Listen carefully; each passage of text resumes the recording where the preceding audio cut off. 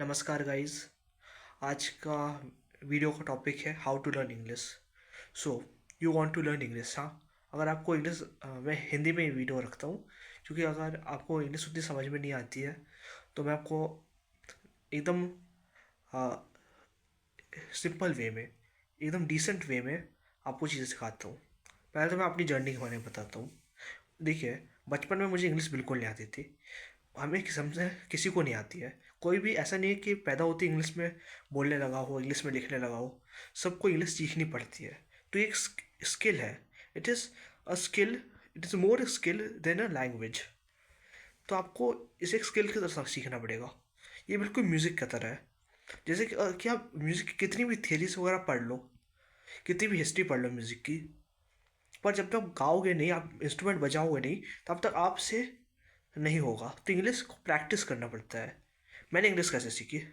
मैं बचपन में स्टोरीज लिखता था, हिंदी में ही लिखता था। इंग्लिश मुझे आती नहीं थी। तो फिर मैं जब फिफ्थ क्लास में था, हमारे एक टीचर हुआ करते थे। हमारे क्लास स्कूल में दो टीचर्स थे, दोनों भाई थे और दोनों हमेशा इंग्लिश में बात करते रहते थे। तो उन्हें हिंदी आती भी नहीं थी, वो केरला से थे। तो उन्होंने उन्होंने मुझे सिखाया रीड करना, कि बुक को रीड करो और फिर ढूंढो आंसर कहाँ लिखा है। बुक के बीच में से आंसर ढूंढो, उसे मार्क करो, फिर उसे कॉपी में लिखो, ऐसे करके। एक और चीज़ से मैंने इंग्लिश सीखी कि एक टाटा स्काई में एक सर्विस आती थी इंग्लिश करके। तो उसमें वीडियोस रहते थे, लोगों का कॉन्वर्सेशन रहता था। वो वीडियोस देख के और उसमें जो गेम्स रहते थे वो खेल के मैंने इंग्लिश सीखा। तो मैं आपको 4 टिप्स देना चाहूँगा जिससे आप इंग्लिश सीख सकते हो। पहला है रीडिंग। आप रीड करना स्टार्ट करो, क्योंकि मैं मानता हूँ कि आपने स्कूलिंग करी होगी इंग्लिश मीडियम में या हिंदी मीडियम में, तो आपको इंग्लिश पढ़नी तो आती होगी, मैं मान के चलता हूँ।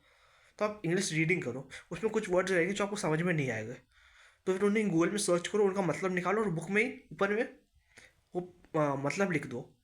और आपको समझना पड़ेगा वर्ड किस कॉन्टेक्स्ट में, किस सिचुएशन में यूज़ किया गया है। और उस वर्ड को आप अपने लाइफ में, आप जो बातचीत करते हो इंग्लिश में, तो यूज़ करने की कोशिश करो। एक राइटर है, चेतन भगत।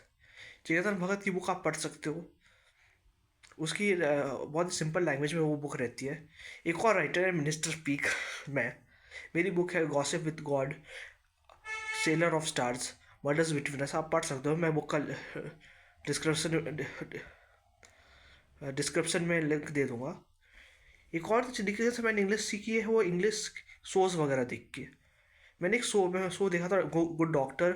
और एक और शो था उसका, Bates, motel of Bates, Norman bets.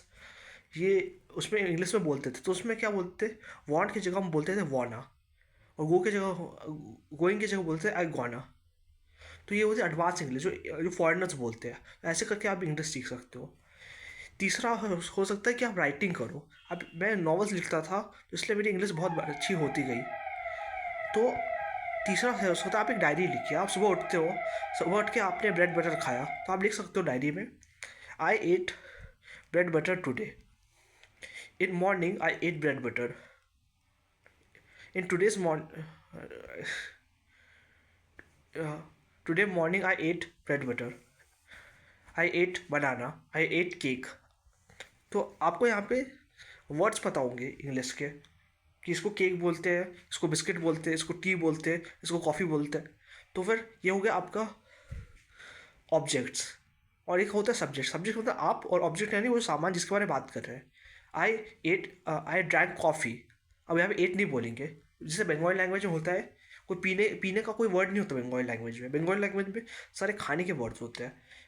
आमी कॉफ़ी खेची, ऐसा बोलते हैं। तो पर इंग्लिश में आपको सीखना पड़ेगा कहाँ पे एट यूज़ हो रहा है, कहाँ पे ड्रैंक यूज़ हो रहा है।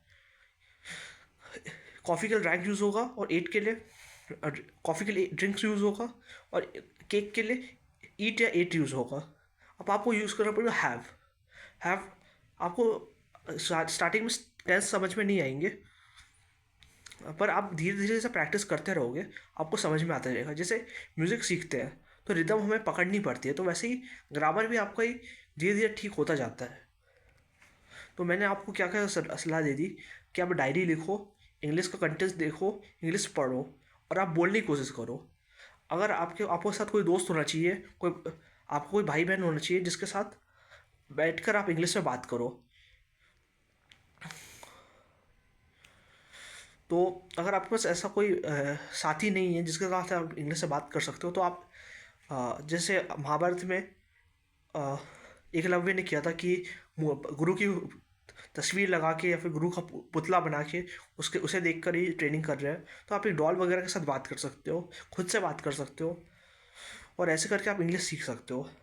अगर आपको इंग्लिश सीखनी है पूरी, तो मैं आपको इंग्लिश सिखा सकता हूँ। एक मैं कोर्स बनाऊंगा 21 डेज़ का, जिससे आप इंग्लिश सीख सकते हो। पहले हमारा 100 days book review challenge complete हो जाए उसके बाद।